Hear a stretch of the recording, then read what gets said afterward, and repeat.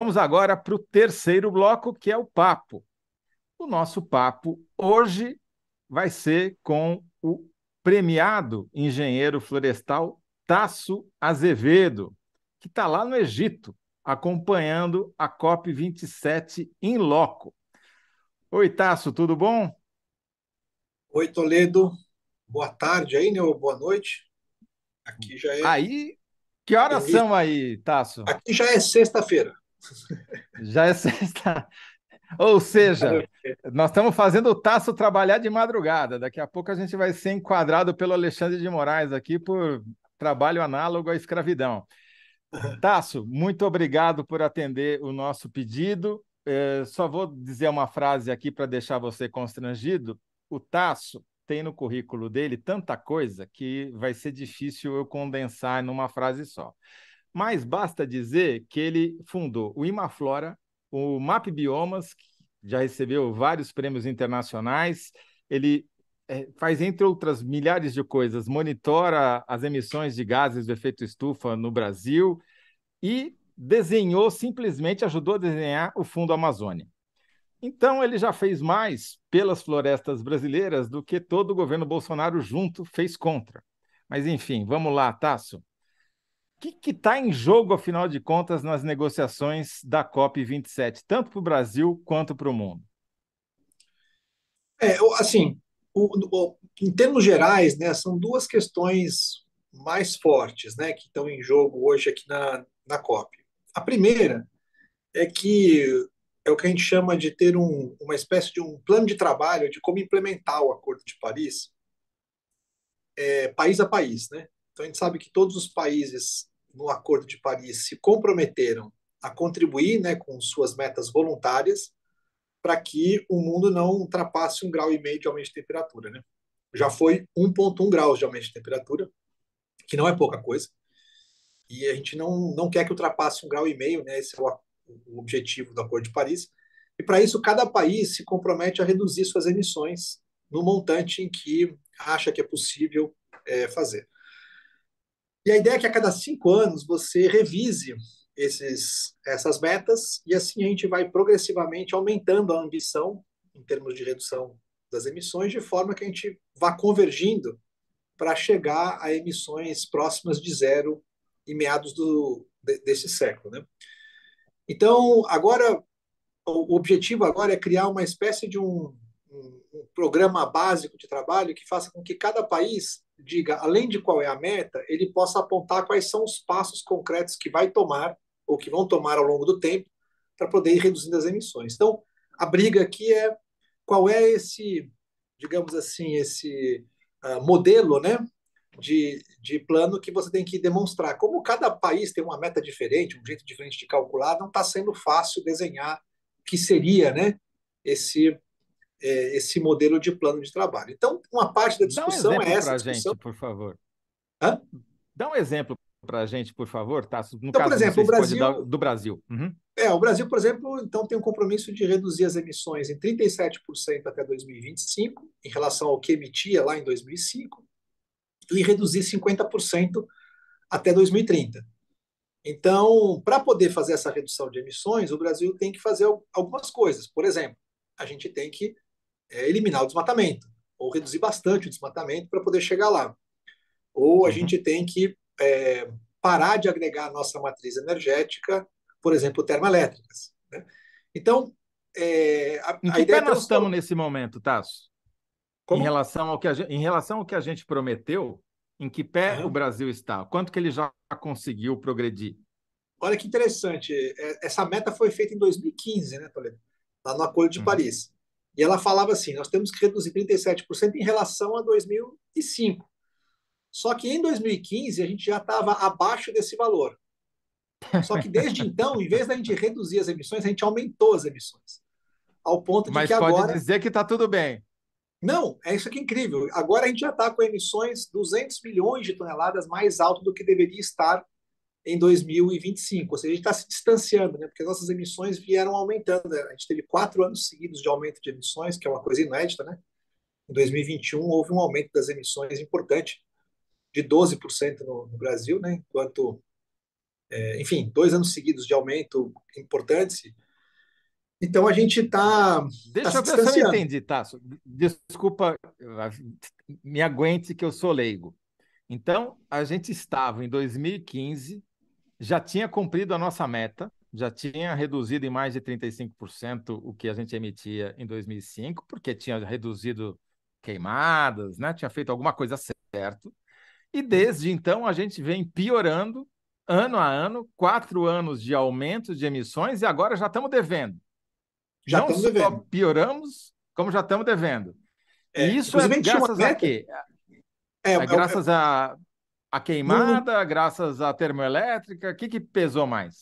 olha, no caso, aumentou as nossas emissões. No ano passado aumentaram em 4 dos 5 setores que a gente avalia, né? Que é energia, Uhum, aumentou 12%, indústria aumentou 8%, o setor de agropecuária, né? Aumentou, se não me engano, também alguma coisa, se não me uhum, engano, foi 5% na agropecuária. E o que a gente chama de mudanças de uso da terra, onde está o desmatamento é a principal fonte de emissão, teve um aumento aí mais específico, se não me engano, próximo de 18%. Então, somando tudo, né, a gente teve um aumento de uhum. 18%, de 12% no geral no Brasil. Né?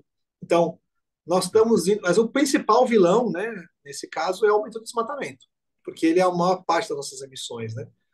Então, ao ponto, né, que o Brasil é o quinto maior emissor de gases de efeito estufa no planeta.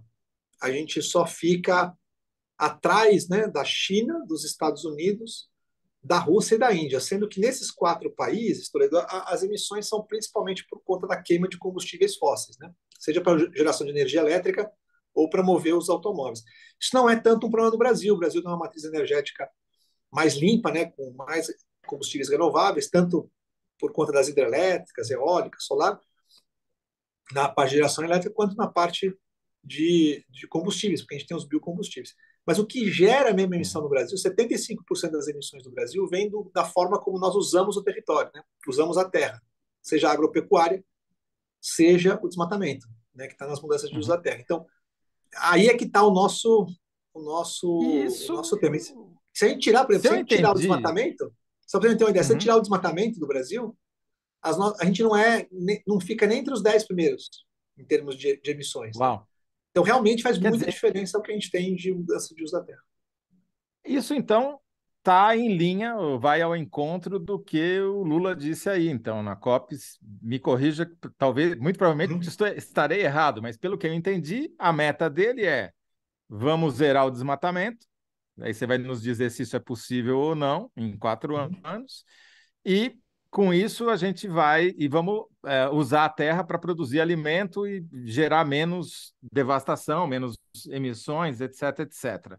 É um bom plano? Assim, o principal para o Brasil é isso, né? Se o Brasil reduzir o desmatamento ou eliminar o desmatamento, né, a gente derruba nossas emissões pela metade, de cara, derruba as emissões pela metade, e, é, e a gente provavelmente aumenta muito a captura de carbono, né, da atmosfera, porque quando você elimina o desmatamento, você permite que a floresta consiga se regenerar. Uma parte do nosso desmatamento, Leandro, já não é mais floresta primária, sabe? É aquela floresta que Uhum, está regenerando e que aí é desmatada novamente. Então, quando você elimina o desmatamento, você tem dois efeitos. Você reduz as emissões e você potencialmente aumenta aquilo que a gente vai remover da atmosfera. Então, tem um efeito muito benéfico, né? E ao contrário, quando o entendi. desmatamento aumenta, você tem dois efeitos também.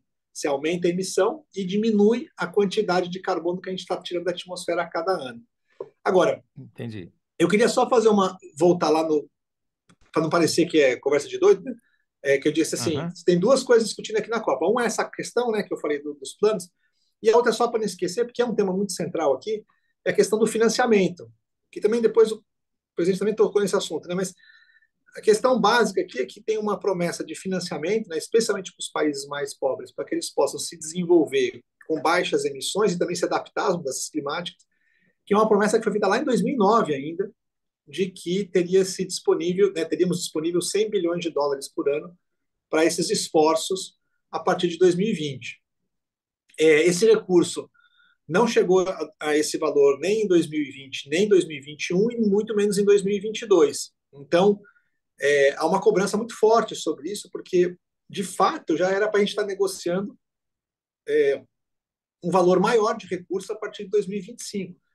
Mas nem o valor atual está sendo. E, aliás, quando parece que o valor Uhum. que foi apresentado essa semana foi de 83 bilhões que conseguiram aplicar, né? Não chega Sim. aos 100, e aí quando você vai olhar o que tem nesse 83 bilhões, tem tudo. Tudo, Toledo. É tipo assim, é, sei lá, vacinação no Chad, alguma coisa qualquer, entendeu? E aí, então, aqui Uhum. apoiamos aqui a vacinação, que pode ter uma relação com o clima, sei lá. Então, qualquer coisa de Sim. cooperação internacional está se colocando nessa conta, e não é realmente dinheiro novo. E aí assim, os países têm cobrado isso, ao mesmo tempo que tem uma discussão que eu acho fundamental, né? Que é uma discussão de um tema que a gente chama de perdas e danos, né? Ou em inglês, loss and damage, que é a ideia de que já tem situações e lugares no mundo em que não tem mais nem como se adaptar. Não é a questão de você se adaptar ao impacto que o clima vai ter, é a questão é que tem uma perda irremediável, né? Um exemplo Uhum. disso são as áreas que estão se desertificando. Elas secaram tanto que estão se desertificando, já não tem mais, é uma perda, não tem mais como você fazer uma adaptação, né, uma remediação. Ou as Uhum. pequenas ilhas que estão desaparecendo, né, literalmente vão ser afundadas. Então, nesses casos, há uma noção clara de que é necessário fazer uma compensação pelos danos que esses países estão sofrendo. Em geral, são países muito pobres ou muito pequenos, em que Uhum. pouco ou nada contribuíram para o problema, né, com emissões de gás de E quem efeito vai estufa, mas pagar a estão conta? sofrendo. E aí a discussão é que essa é uma conta que tem que ser paga por aqueles que mais poluíram ao longo do tempo, historicamente. Então, há uma pressão muito grande. Esse era um tema que 10 anos atrás não tinha a menor chance de nem entrar no debate, né? Mas ela foi Uhum. ganhando tração conforme os impactos foram aparecendo. E essa é a COP em que, especialmente porque o continente africano é um dos mais afetados, essa é a COP que não se quer sair daqui sem que tenha um avanço nessa discussão, seja via um Uhum. fundo específico, né, para essas compensações, seja montar um arcabouço para que nos próximos anos se monte um mecanismo financeiro para essas perdas e danos. Então, essas são as duas questões muito chaves que estão sendo discutidas aqui, e olha, tão longe de ter um acordo. Então, Sei. em tese, né, quinta-feira à noite é para estar fechando o texto para amanhã fazer a plenária final, sexta-feira, né, e resolver o assunto, e certamente nós vamos ainda vai ter texto que vai ser apresentado, e certamente essa conversa vai entrar sexta-feira o dia todo, ou entrar aí pelo sábado e domingo. Se não acontecer isso, se acabar essa conferência amanhã, é porque ela fracassou, porque realmente Entendi. não tem tempo de fazer um texto, terminar um texto, né? E os acordos E, amanhã. Então deve entrar aí pelo final de semana. e fracassar uma conferência como essa significa que você não vai ter novas metas nem novos planos para os países cumprirem para que não cheguemos ao aumento de 1,5 graus, A gente na temperatura. adia mais um ano a discussão, e a gente não está em tempo mais de adiar a discussão, né? Porque o relógio está contando. Pra você ter uma ideia, a conta é a seguinte: o IPCC, que é o painel de cientistas da ONU que estuda o tema, ele mostrou que a gente daqui de 2020 até o final do século, a gente tem um orçamento, digamos assim, de 500 bilhões de toneladas, né, de gases de efeito estufa medidos em carbono, né, que podem Uhum. ser emitidas daqui até o final do século para que a gente não ultrapasse, né, o 1,5 graus ou estabilize, né, a temperatura do planeta abaixo de um aumento de 1,5 graus. Só que a gente emite hoje 55 a 60 gigatoneladas por ano. Então não precisa nem fazer muita coisa para saber que nós vamos consumir o orçamento inteiro de carbono que existe daqui até 2030. E é por isso que se diz assim, de forma muito clara, né, que a gente tem que dobrar essa curva até 2030, fazer reduções expressivas para a gente chegar no meio do século com emissão zero, e na segunda Uhum. metade do século ter emissões negativas. Quer dizer, que o planeta teria que estar removendo mais carbono da atmosfera do que está emitindo.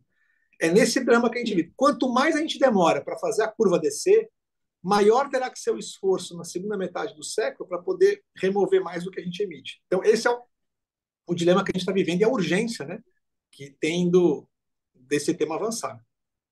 vamos pegar o Brasil de novo como exemplo, então, Tasso. A meta de zerar emissões por desmatamento, de zerar o desmatamento, né? Ela é factível de ser atingida em 4 anos, dado que houve uma reversão de tendência durante o governo Bolsonaro, quer dizer, até a Dilma, né, você mesmo publicou isso no Twitter, se não me engano, durante o debate presidencial, porque o Bolsonaro fez uma pegadinha ali, né, mostrando, compara lá os 3 primeiros anos do Lula com o meu governo para ver quem desmatou mais, mas a tendência no governo Lula, ao longo dos 2 primeiros mandatos e depois no governo Dilma, era de queda, né? O fundo do Vale foi no governo Dilma e desde então a gente vem crescendo o desmatamento. Pela sua experiência, pelo todo o trabalho que você faz de monitoramento, é possível o Brasil zerar o desmatamento em 4 anos? É possível, mas é improvável em 4 anos. Uhum. Mas é possível a gente colocar o Brasil nessa rota do desmatamento tendendo a zero. Tem várias coisas que contribuem para isso, né? A primeira é que hoje as condições. A gente já teve exemplos, né, de queda do desmatamento muito fortes em um período curto de tempo, né? Principalmente entre 2004, 2005 até 2010, né? Caiu 80 e poucos por cento. Mas a gente hoje tem os instrumentos que a gente não tinha antes, né? Muitos instrumentos, né? Mesmo os que a gente faz de Por exemplo. monitoramento, por exemplo. Por exemplo, Uhum. A gente enxergava o desmatamento em 2003 a cada ano. A gente só sabia da informação depois que completava o ano, né? Hoje a gente tem Uhum. informação diária, quase, né, produzida pelo INPE, e publicada semanalmente. Ela é diária para os órgãos de controle, mas publicada semanalmente no site do INPE. Existem vários monitoramentos feitos pela sociedade civil e que apontam onde estão os desmatamentos. A gente mesmo, por exemplo, o IBAMA produzia, até alguns anos atrás, produzia 1.000 relatórios por ano de desmatamento. A gente produz 1.500 relatórios por semana, né, que são Uau. disponibilizados. Então, o que falta é fazer ação em cima desses relatórios, né? E Dá aí, um exemplo do que pode ser feito, tá, Tasso? uma coisa bem prática, Desculpa por te exemplo, interromper. Uhum. uma coisa bem prática, por exemplo, é o seguinte: é, não dá para você ir correr atrás de todas as árvores, né, para proteger elas, ou correr atrás de todos os desmatamentos que estão acontecendo. Tem uma média de 300 desmatamentos novos por dia no Brasil, né? Então não dá para você fazer operações para tantos lugares. Qual é a melhor forma? É você fazer com que o benefício econômico gerado pelo desmatamento não aconteça e que o prejuízo que você pode ter por desmatar seja maior do que o potencial benefício. Como é que a gente faz isso? Primeiro, garante que se desmatar você pega.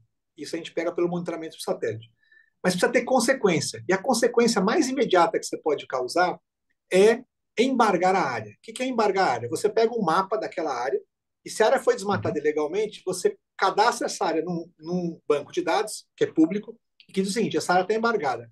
Nenhum produto pode ser comprado dessa área, não pode receber financiamento, então os bancos não podem trabalhar com financiamento para essas áreas, e essas áreas são excluídas de processo de regularização fundiária, etc. Então, o que você faz é tornar o desmatamento uma coisa cara e de difícil Uhum. retorno, porque você bloqueou as áreas. E Entendi. essa área só vai ser desbloqueada quando ela entrar em processo de recuperação. Então, agora, o que você pode fazer? Não dá para você fazer. Isso já foi feito antes, né, Tasso? Já foi feito, mas logo que estava começando a ser possível você fazer o embargo em larga escala, ele foi praticamente abandonado como ferramenta pelo governo federal. Eles fizeram vários pequenos movimentos que foram quebrando a possibilidade de você aplicar o embargo.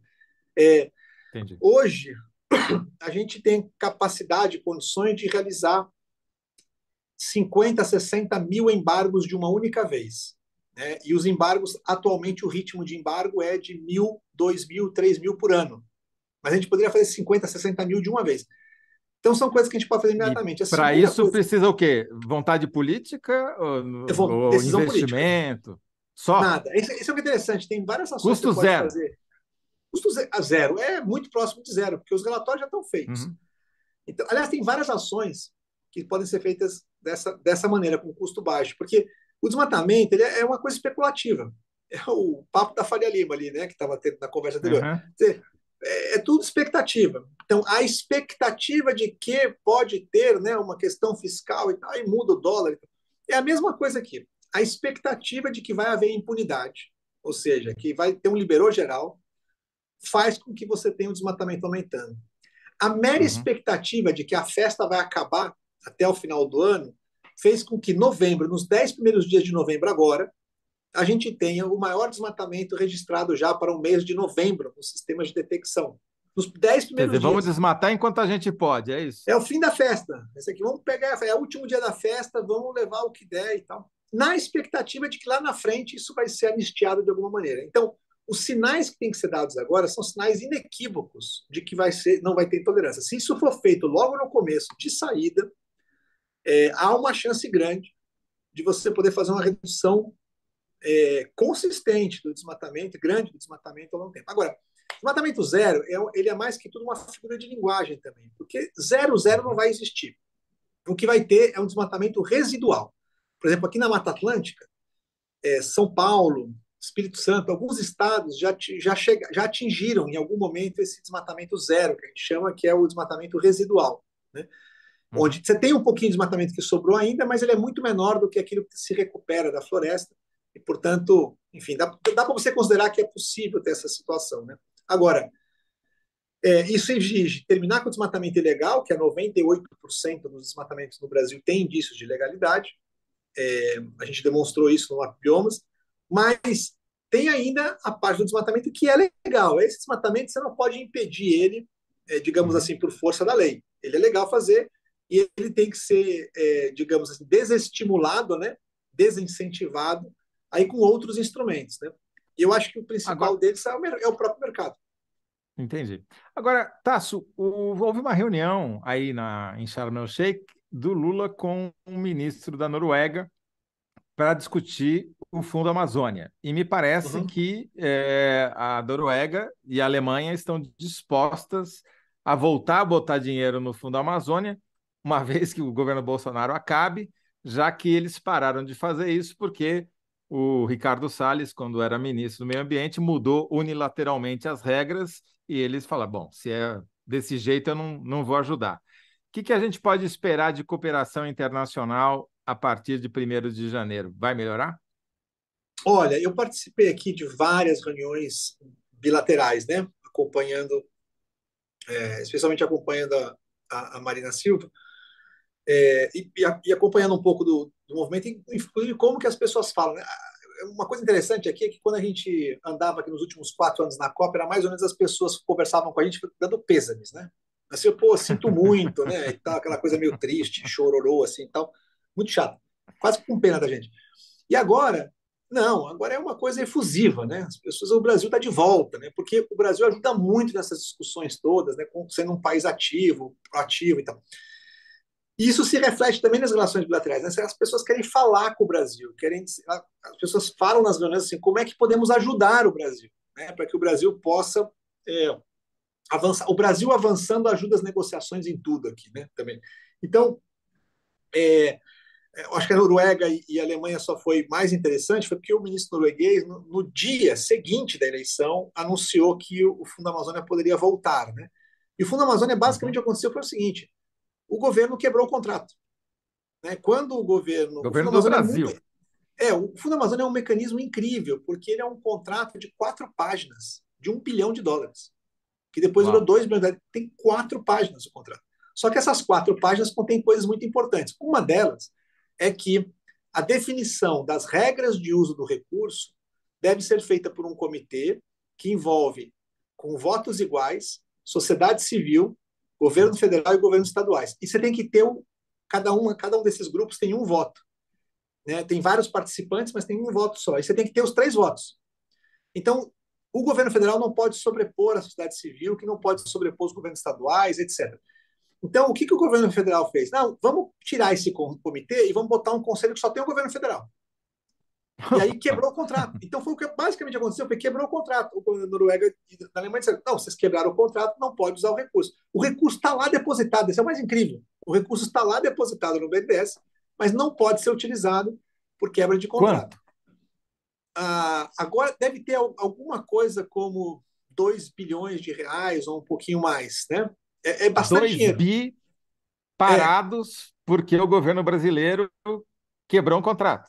quebrou o contrato. Então, Ou ele está seja, lá, basta desfazer a quebra, desfazer a bobagem e teoricamente, pode Exatamente. gastar o dinheiro. Isso. Então tem uns ajustes finos para fazer, mas é coisa que é relativamente rápida de fazer. Então, isso pode ser ajustado ainda durante a transição para que logo em janeiro, no início de janeiro, esses recursos possam ser acessados. E vale lembrar, viu, Toledo, que não é assim, que libera o dinheiro, a gente pode pegar o dinheiro e fazer o que quiser com ele, né? O Fundo Amazônia, todos os projetos no Fundo Amazônia, inclusive do governo, você tem um projeto. Tem que dizer, ó, eu vou fazer isso, esse vai ser o resultado que eu quero Uhum. alcançar, e aí o BNDES avalia, tem toda a auditoria e tal, para que os recursos sejam aplicados de forma adequada. Só que ele pode ser aplicado na universidade, na sociedade civil, nas Uhum. empresas, nos governos estaduais e no governo federal. Então, muito do que se precisa fazer no começo do ano não tem orçamento para nada, né? O orçamento do Ministério do Meio Ambiente, né, por exemplo, para o combate ao desmatamento, etc., ele foi pífio, não tem quase nada, só tem 3 ações lá. Para você ter uma ideia, uma ação que tem lá é castração de animais domésticos.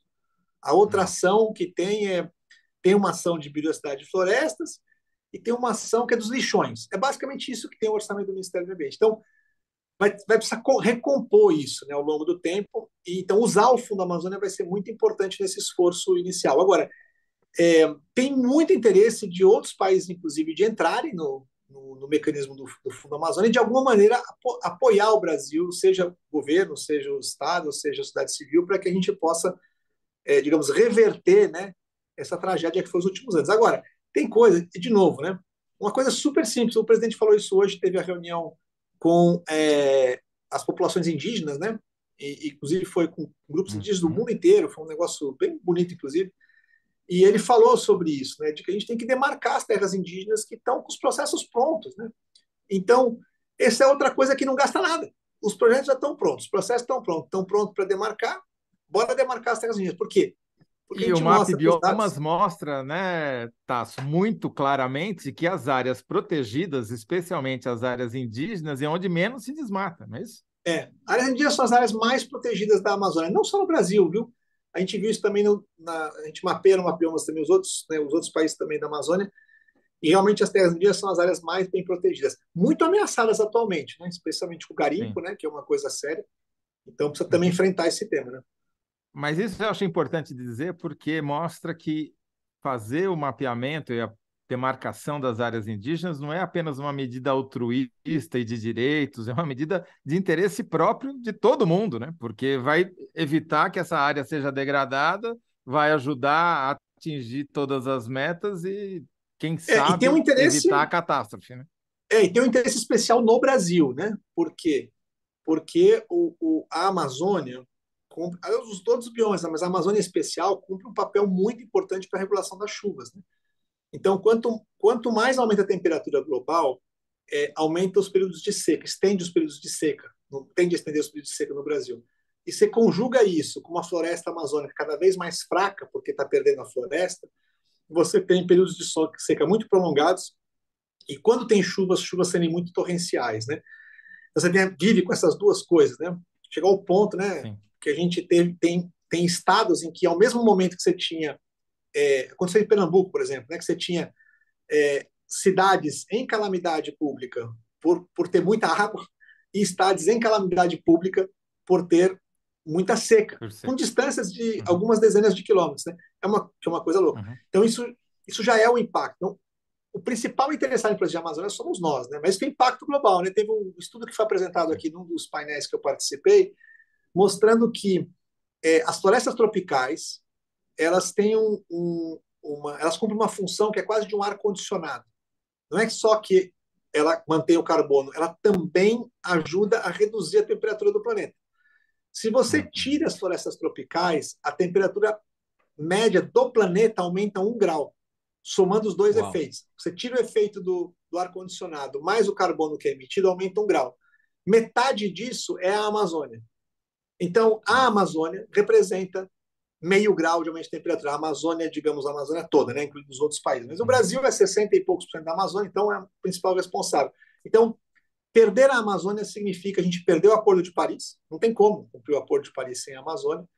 Mas, por outro lado, o principal impactado somos nós mesmos, né? Porque não vamos ter água. Tá certo.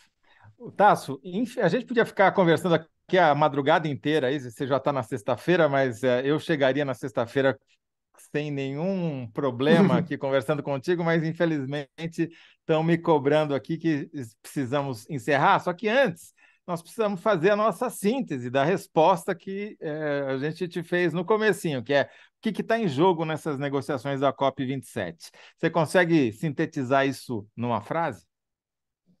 Eu acho que está em jogo a gente mostrar que tem um curso para fazer as coisas, né, ao longo do tempo, e a gente reconhecer a necessidade, né, os países reconhecer a necessidade da gente ter mecanismos financeiros claros e seguros, né, especialmente para compensar as perdas e danos que estão acontecendo. Esse é o tema central dessa COP. Se a gente não tiver um resultado que aponte uma solução para isso, eu entendo como uma COP que fracassou. Quer dizer, a gente precisa ter meta, um jeito de atingir a meta e compensar aqueles que já perderam. Exatamente. Então tá bom.